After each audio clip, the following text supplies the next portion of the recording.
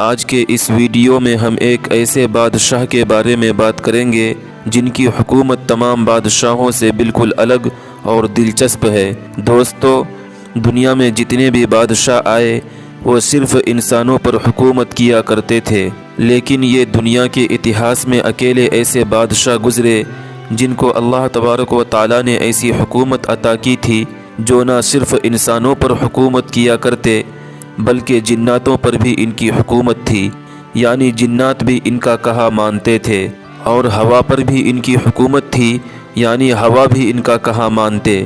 اور دنیا میں جتنے بھی جاندار مخلوقات ہیں، انسان سے لے کر جنات تک، جنات سے لے کر چرند پرند، یہاں تک کہ چیونٹی پر بھی ان کی حکومت تھی اور تمام جاندار کی باتیں سمجھتے تھے۔ دوستو، یہ میں نہیں کہہ رہا ہوں بلکہ اللہ کا کلام کہہ رہا ہے۔ ان کی بادشاہت کا ذکر اللہ تعالیٰ نے اپنے پاک کلام یعنی قرآن شریف میں بھی بیان کیا ہے۔ دوستو، میں بات کر رہا ہوں حضرت سلیمان علیہ السلام کے بارے میں، جو اسلام کے پیغمبر بھی ہیں، جن کو اللہ تعالیٰ نے پیغمبری کے ساتھ ساتھ بادشاہت سے بھی نوازا تھا۔ حضرت سلیمان علیہ السلام کی پیدائش فلسطین کے شہر یروشلم میں ہوئی، جہاں بیت المقدس واقع ہے۔ حضرت سلیمان علیہ السلام حضرت داؤد علیہ السلام کے بیٹے ہیں، اس لیے ان کا نسب یعقوب علیہ السلام تک پہنچتا ہے، اور قرآن پاک میں انہیں اولاد ابراہیم میں شمار کیا ہے۔ داؤد علیہ السلام کی وفات کے وقت سلیمان علیہ السلام کی عمر 25 سال تھی۔ صرف 25 سال کی عمر میں ہی اللہ تعالیٰ نے نبوت اور حکومت دونوں میں سلیمان علیہ السلام کو داؤد علیہ السلام کا جانشین یعنی اترادھیکاری بنا دیا۔ نبوت کے ساتھ ساتھ اسرائیلی حکومت بھی ان کے قبضے میں آ گئی۔ کہا جاتا ہے کہ انہوں نے اسرائیل یعنی فلسطین پر تقریباً 39 سال تک حکومت کی۔ اس کے بعد ملک اسرائیل 2 حصوں میں بٹ گئی، اتر اور دکن۔ اب سوال یہ پیدا ہوتا ہے دوستو، آخر سلیمان علیہ السلام کو اتنی زبردست حکومت ملی کیسے، جس میں جنات بھی ان کے تابع، ہوا بھی ان کے تابع اور تمام جاندار ان کے تابع کر دی گئی؟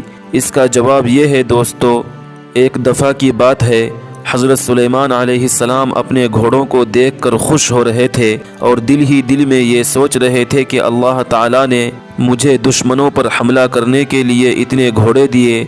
آپ مال و دولت کو دیکھ کر اتنے مگن ہو گئے کہ آپ کے عصر کی نماز یا پھر اس وقت کوئی ذکر کا معمول تھا جو قضا ہو گیا۔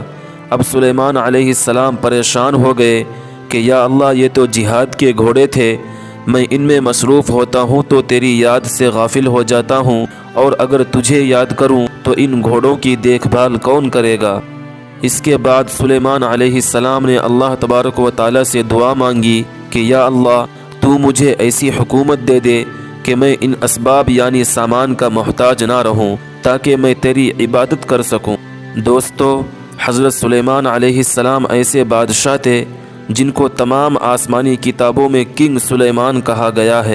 ان کے بادشاہت کے اتنے چرچے ہوئے کہ ان جیسا بادشاہ نہ دنیا میں گزرا اور نہ قیامت تک کوئی پیدا ہوگا، کیونکہ انہوں نے دعا کی تھی، رب هب لی ملکا لا ينبغی لأحد من بعدی، یا اللہ، تو مجھے ایسی بادشاہت دے دے کہ میرے بعد وہ قیامت تک کسی کو نہ ملے۔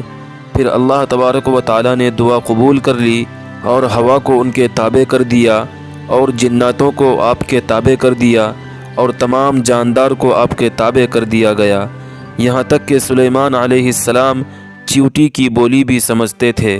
چنانچہ حضرت سلیمان علیہ السلام جب چاہتے ہوا کو حکم دیتے، اور ہوا ان کے تخت کو اٹھا کر صبح کو 1 مہینے کی دوری اور شام کو 1 مہینے کی دوری کے برابر والا سفر، یعنی جس سفر میں مہینوں لگ جاتے تھے، ہوا کے ذریعے وہ منٹوں میں طے کر لیا کرتے تھے۔ ہوا ان کے حکم کے اس طرح تابع تھی کہ ہوا تیز ہونے کے باوجود ان کے حکم سے نرم اور آہستہ ہو جاتی تھی، گویا تخت سلیمانی انجن اور مشین کے بغیر صرف خدا تعالیٰ کے حکم سے آج کے ہوائی جہازوں کی جو رفتار ہے، اس سے کئی گنا تیز تھی۔ سلیمان علیہ السلام کے زمانے میں یمن کے علاقے پر ایک عورت کی حکومت تھی، جس کا نام ملکہ سبا تھا۔ ایک دن سلیمان علیہ السلام کا دربار لگا ہوا تھا، جس میں تمام انسان اور جنات کے علاوہ چرند پرند اپنی اپنی جگہوں پر بیٹھے ہوئے تھے۔ سلیمان علیہ السلام نے دیکھا کہ ایک پرندہ نہیں ہے جس کا نام ہدہد ہے۔ سلیمان علیہ السلام نے فرمایا، کیا بات ہے کہ ہدہد نظر نہیں آ رہا؟ اگر اس نے اس غیر حاضری کی کوئی معقول وجہ نہ بتائی تو اسے سخت سزا دی جائے گی۔ ابھی یہ باتیں چل ہی رہی تھی کہ اتنے میں ہدہد حاضر ہو گیا۔ آپ نے ہدہد سے پوچھا کہ تم بنا اجازت کے کہاں چلے گئے تھے؟ ہدہد نے بتایا کہ میں اڑتا ہوا ملک یمن جا پہنچا اور وہاں میں نے ایک عجیب منظر دیکھا۔ میں نے دیکھا کہ وہاں حکومت ملکہ سبا کے ہاتھ میں ہے، جو کہ ایک عورت ہے۔ خدا نے انہیں سب کچھ دے رکھا ہے۔ اس کا تخت بہت قیمتی اور شاندار ہے۔ اس کے باوجود وہ خدا تعالیٰ کی عبادت کرنے کے بجائے آفتاب یعنی سورج کی پوجا کرتی ہے۔ سلیمان علیہ السلام نے فرمایا کہ اچھا، تو میرا خط اس کے پاس لے جا، اس سے تیرے جھوٹ اور سچ کا امتحان بھی ہو جائے گا کہ تو جھوٹ بول رہا ہے یا سچ۔ ہدہد آپ کا خط لے کر ملکہ سبا کے پاس پہنچا اور خط اس کے آگے ڈال دیا۔ ملکہ نے اپنے درباریوں کو بلایا اور خط پڑھ کر سنایا۔ پھر ملکہ سبا نے اپنے قاصد کے ہاتھوں سلیمان علیہ السلام کے لیے بہت سے تحفے بھیجے، جسے آپ نے واپس کر دیا، اور ملکہ سبا کے قاصد سے کہا کہ اپنے ملکہ سے کہو کہ اگر اس نے میری بات نہ مانی تو میں ایک بڑی فوج لے کر وہاں پہنچوں گا اور تم سب کو ذلیل کر کے تمہارے شہر سے نکال دوں گا۔ جب قاصد سلیمان علیہ السلام کا پیغام لے کر ملکہ کے پاس پہنچے تو ملکہ نے سوچا کہ خود سلیمان علیہ السلام کے پاس چلا جائے، اور وہ روانہ ہو گئیں۔ جب سلیمان علیہ السلام کو پتہ چلا کہ ملکہ یہاں آ رہی ہے تو آپ نے فرمایا کہ دربار والوں میں کوئی ایسا ہے جو ملکہ کا تخت اٹھا کر یہاں لے آئے۔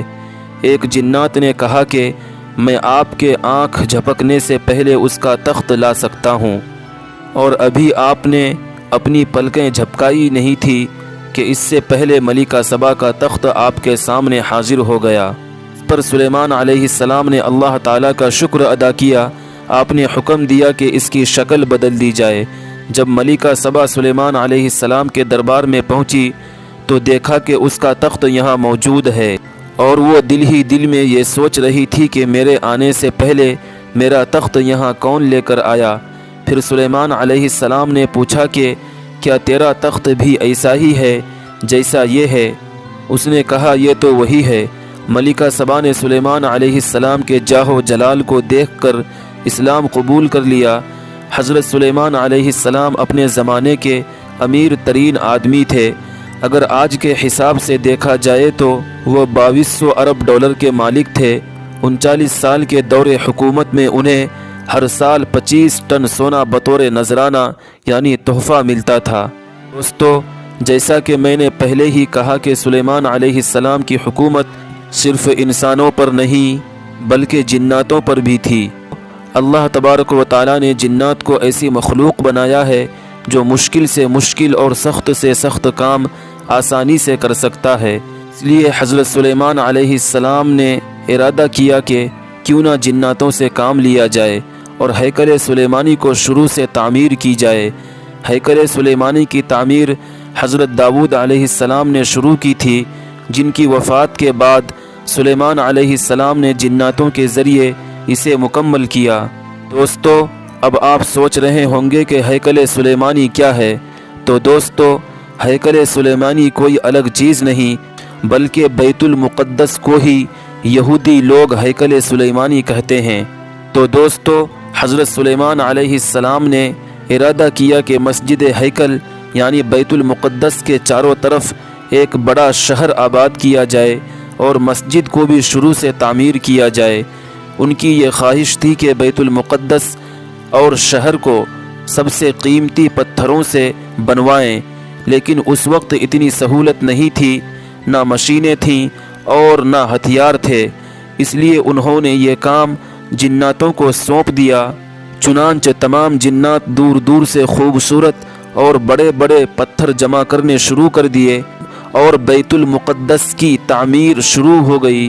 سلیمان علیہ السلام کے حکم سے جناتوں نے ایسی خوبصورت اور شاندار مسجد تعمیر کی کہ لوگ آج تک حیرت میں ہیں کہ ایسے خوبصورت پتھر کہاں سے لائے گئے، اس طرح لائے گئے، اور وہ کون سی مشین تھی جن کے ذریعے پتھروں کو اتنی اونچائی پر پہنچایا گیا۔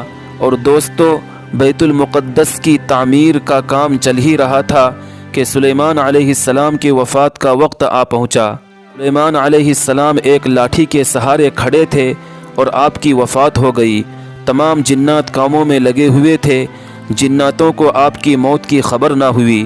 تمام جنات یہ سوچ رہے تھے کہ آپ لاٹھی کے سہارے کھڑے ہیں، اس لیے وہ اپنے اپنے کاموں میں لگے رہے۔ مدتوں بعد جب سلیمان علیہ السلام کی لاٹھی کو دیمک نے چاٹ لیا تو وہ ٹوٹ کر گر پڑی، اور سلیمان علیہ السلام جو کہ لاٹھی کے سہارے کھڑے تھے، لاٹھی گری تو وہ بھی گر گئے۔ اس وقت جناتوں کو معلوم ہوا کہ سلیمان علیہ السلام کو تو انتقال ہوئے مدتوں ہو چکے ہیں۔ اس طرح بیت المقدس کی تعمیر ہوئی۔ تو دوستو، امید کرتا ہوں کہ ویڈیو آپ کو اچھی لگی ہوگی۔ اگر ویڈیو اچھی لگی ہو تو ویڈیو کو لائک کر دیں اور شیئر کر دیں۔ اسی طرح کے اور ویڈیوز دیکھنے کے لیے ہمارے چینل کو سبسکرائب کرنا نہ بھولیں۔ تو دوستو، اس ویڈیو میں بس اتنا ہی، ملتے ہیں ایک اور ویڈیو کے ساتھ، تب تک کے لیے اپنا خیال رکھیے گا۔